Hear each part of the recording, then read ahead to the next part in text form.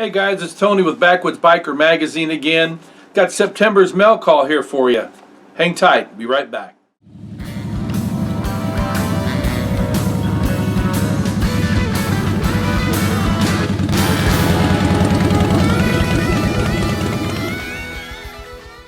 Alright guys, welcome back. I've got a few of these here in my hand, but I'm going to zone in on one particular email that came from Travis in Apopka, Florida. I'm not even going to read the whole thing because it's very lengthy, but let me just give you the gist of this. And Travis, I know that you'll be watching. You told me you was going to be following the channel here. So here was Travis's question. First of all, let me give you a little bit of background on Travis. Travis is in his mid-40s. He has two sons that are 16 and 17 years old. He is an expert in surviving and thriving in the Florida Everglades, and he serves as a part-time guide there as well, fishing guide.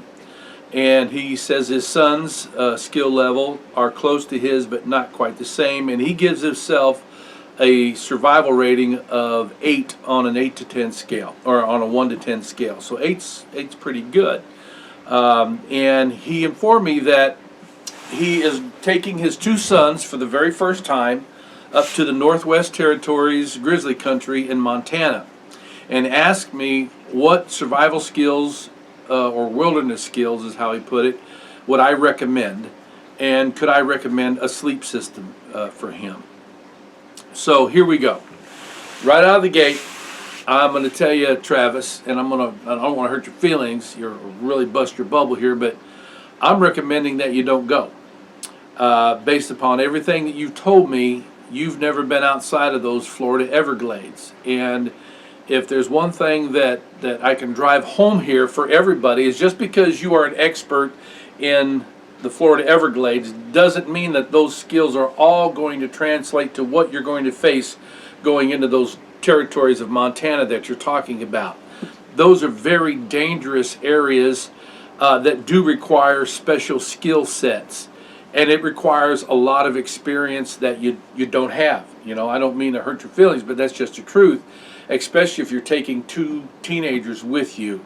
Doesn't matter how good they are, you're still dealing with a level of immaturity. That's just the way it is. You know, no matter how mature you might think they are, there is a level of immaturity, and with immaturity comes the struggle between doing things right and being driven by your ego. And that even happens to adults. Experts will tell you that the number one reason people enter into survival scenarios is usually through ego. Oh, I got this. I can do that. Oh, I think I can repeat that. And it doesn't work that way.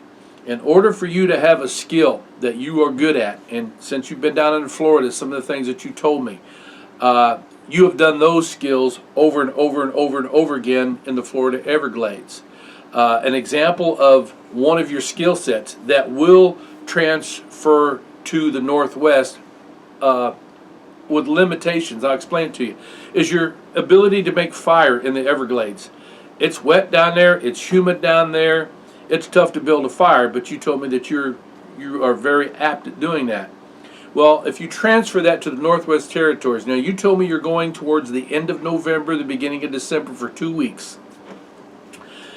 During that time, you're going to encounter rain, possible heavy snows like you've never encountered before. We're not talking inches, we're talking feet at a time. You can wake up and be surrounded by 3, 4, 5, 6 feet of snow if you're not careful. Building fires in that situation is going to be a lot different than building a fire in the Everglades, because your dexterity is going to be reduced as the temperatures reduce. When that happens, you can end up cutting yourself, have catastrophic failures in that regard. So, you know, even though you can build a fire in that wet condition, you may not be able to build it in wet conditions where the temperatures are at 0 or below. I'm hoping I'm making myself clear to you. In order for you to be successful in any area of the world, it takes education, it takes training, and it takes repetitive practice over and over and over and over again. One of the things that I teach is how to make a bow drill and how to make a bow drill fire. Well, I live in Illinois, and this is a part of the eastern woodlands. All right, and when I teach somebody, I teach them here based upon my knowledge here, and I can tell you, building a bow drill fire in Louisiana swamps is a whole lot different than building one here or the Montana territories. You've got to be able to practice and repeat the scenarios that you're going to be facing. And I don't think that you've done that yet. I don't think your boys have done that yet.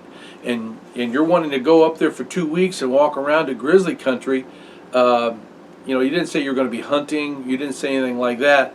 But once you get up into grizzly country, you become hunted, because grizzlies will eat people, and you will end up being bear scat along the side of the trail if you are not careful. So, again, I am discouraging you at this time from going until you have really done your research and you've talked to somebody.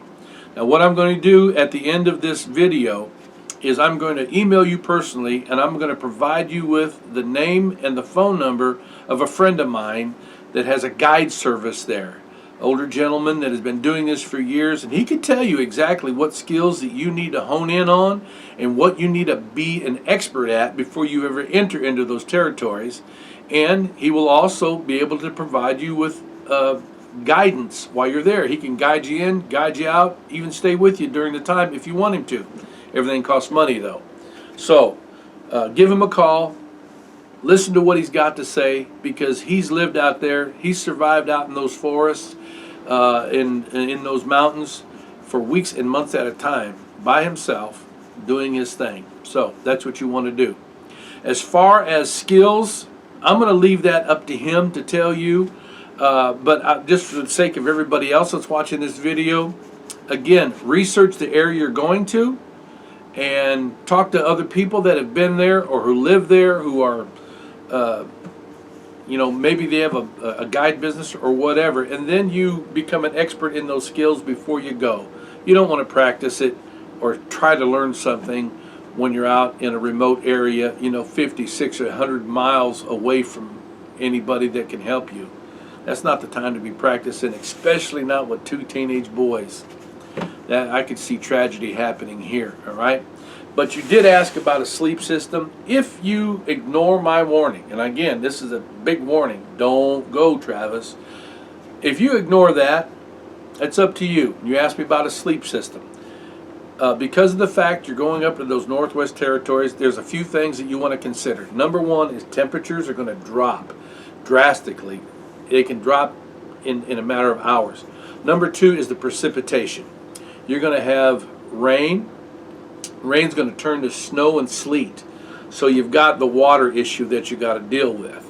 Now, ideally, if there is not a lot of precipitation, down bags have always been the go-to bags for most guys that do any type of wilderness camping or hunting trips. But the problem with down is, if it gets wet, you're done. You have no more sleeping bag. You'll freeze to death, because it takes days for it to dry out, even if you've got a fire going and you're inside and you can control it, which you won't be. So I would recommend a synthetic bag, or I just got a new bag from Outdoor Vitals that is called the Outdoor Vitals Atlas bag. It's a hybrid bag that has both goose down and synthetic insulation. And we got a video that we're putting out here maybe this week. I think it's coming out.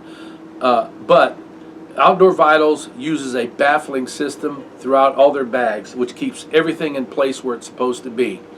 This Atlas bag has Vital Dry on the outside, which allows water to beat off.